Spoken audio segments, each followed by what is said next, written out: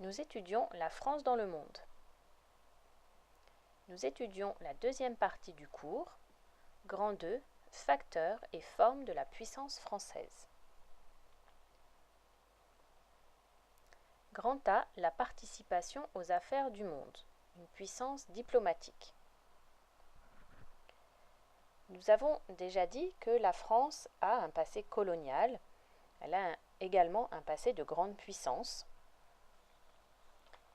Et ce passé fait que la France a gardé des relations étroites avec ses anciennes colonies, en particulier les pays du Maghreb et certains pays d'Afrique, des accords économiques, militaires par exemple. Et également, elle a conservé une volonté d'agir à l'échelle mondiale, alors même qu'elle ne représente aujourd'hui que moins de 1% de la population mondiale. Ainsi, dans le domaine diplomatique, son siège permanent au Conseil de sécurité de l'ONU, ses hauts fonctionnaires présents dans les institutions internationales, son statut de membre du G8 par exemple, lui permettent de faire entendre sa voix sur la scène diplomatique mondiale. Rappelons qu'elle dispose du deuxième réseau d'ambassades et de consulats, derrière celui des États-Unis. Elle montre souvent son originalité par rapport aux États-Unis dans le domaine diplomatique, c'est-à-dire une approche multilatérale des problèmes mondiaux qui privilégie les moyens d'action diplomatique plutôt que la force.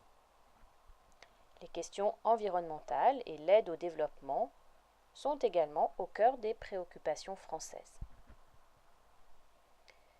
Soulignons enfin que le rôle des ONG françaises est notable.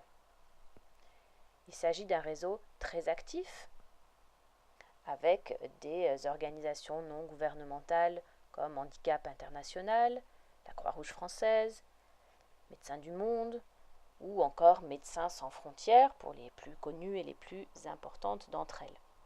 Cette dernière, Médecins sans frontières, ayant d'ailleurs reçu le prix Nobel de la paix en 1999.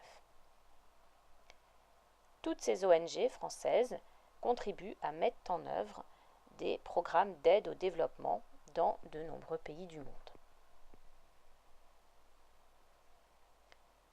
Passons au grand B. La France est une puissance militaire.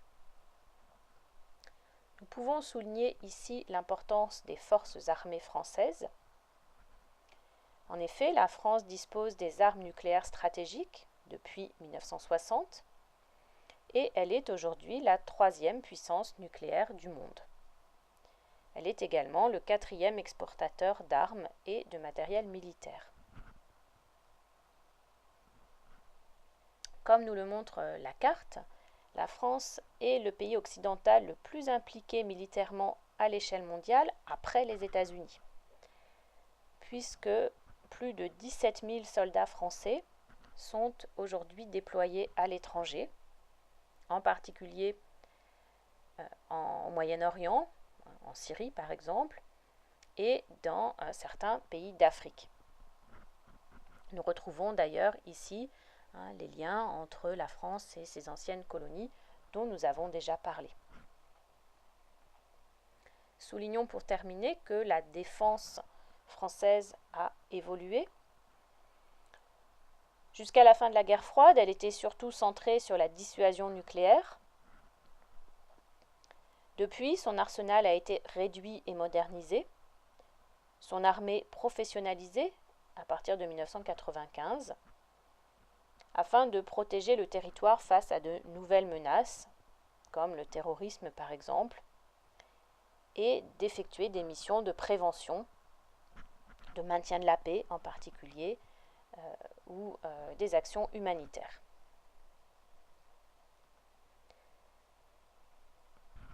Nous passons au grand C, une puissance culturelle. La France a en effet un large rayonnement linguistique et culturel à l'échelle mondiale, notamment dans le cadre de la francophonie. La francophonie peut être défini comme l'ensemble des locuteurs de la langue française dans le monde et des régions concernées par cette langue française. Elle peut aussi être définie, si on l'écrit avec un F majuscule, comme le projet de rassembler les francophones autour de la défense de la langue française, avec donc une dimension ici politico-culturelle. Et c'est l'OIF, l'Organisation internationale de la francophonie, créée en 1986, qui organise les relations et la coopération entre les pays francophones. Alors selon l'OIF, justement, aujourd'hui, environ 220 millions de personnes savent lire, écrire et parler le français à travers le monde, dont environ 120 millions dont le français est la langue maternelle. Si l'on regarde la carte, on peut constater que les pays francophones se situent soit à proximité immédiate de la France, c'est le cas de la Belgique et de la Suisse par exemple, soit dans ses anciennes colonies, c'est le cas du Québec, c'est le cas aussi de nombreux pays d'Afrique. Et puis d'autres pays également sont concernés par la francophonie, comme la Roumanie par exemple, c'est un exemple assez notable qui peut s'expliquer par le fait que le roumain est, comme le français, une langue latine. Donc il y a des points communs entre ces deux langues. Nous pouvons souligner que le français est aujourd'hui la deuxième langue étrangère la plus enseignée dans le monde après l'anglais, que c'est une langue internationale qui est utilisée par exemple à l'ONU ou par le CIO, le Comité international olympique, et que cette langue, bien sûr, est un vecteur essentiel de l'influence de la France.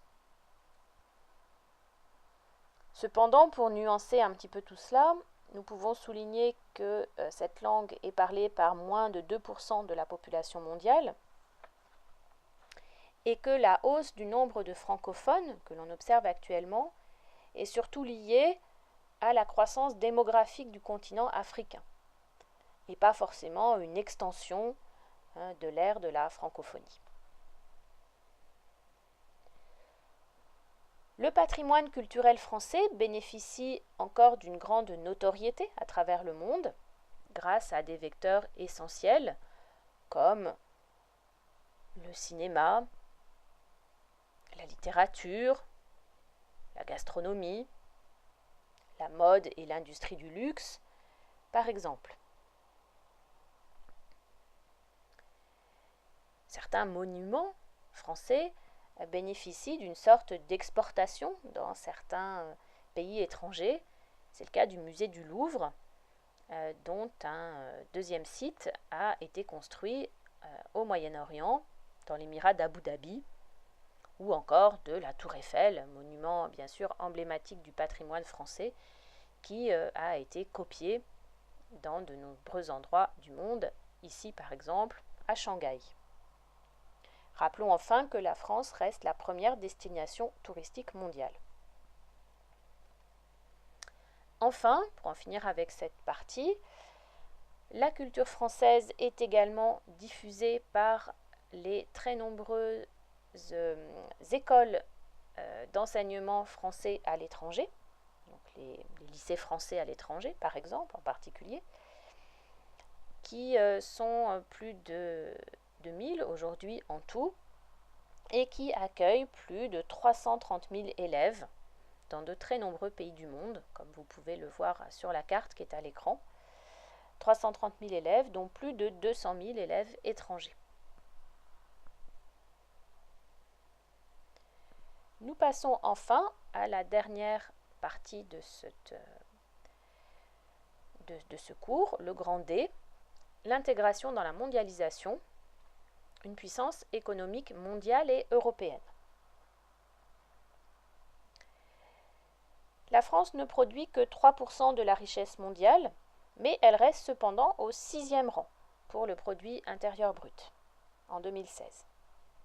C'est également un des pays les plus développés du monde, qui est très bien classé en particulier pour la valeur de l'IDH.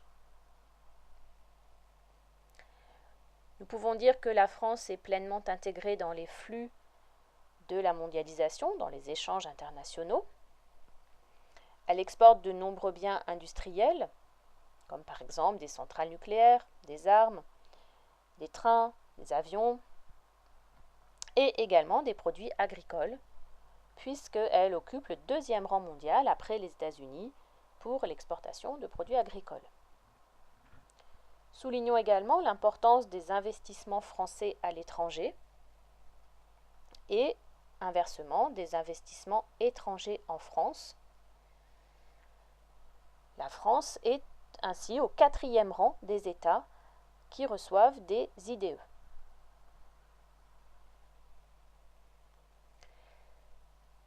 Enfin, la présence française dans le monde se traduit aussi par un ancrage européen de plus en plus fort, et c'est très important de bien souligner cela. Elle réalise avec l'Union européenne plus de 60% de ses échanges, comme vous le montre le graphique qui est à droite sur l'écran, et de nombreuses coopérations transfrontalières existent avec ses voisins européens. Nous pouvons dire que l'Union européenne aujourd'hui permet à la France de réaliser ce qu'elle ne pourrait pas faire seule. Nous pouvons prendre l'exemple de l'industrie aéronautique et spatiale, déjà citée. Les entreprises comme EADS ou Airbus ne sont pas des entreprises uniquement françaises, mais bien des entreprises européennes qui sont des acteurs mondiaux de premier plan dans ce domaine. Ainsi, l'Union européenne avec la France et d'autres constitue bien une aire de puissance majeure. Nous avions déjà étudié ce point dans le chapitre précédent, vous pouvez vous y reporter. Pour conclure maintenant sur l'ensemble de ce chapitre, nous pouvons affirmer que la France reste une puissance économique, même si son poids baisse au profit des puissances émergentes. Son dynamisme économique est faible aujourd'hui et sa balance commerciale déficitaire depuis les années 2000, ce qui signifie qu'elle importe davantage qu'elle n'exporte. On peut dire finalement que la France est aujourd'hui une puissance moyenne, dont de nombreux atouts sont hérités du passé, mais qui garde des ambitions mondiales et un rôle notable, en particulier dans les domaines diplomatiques et culturels.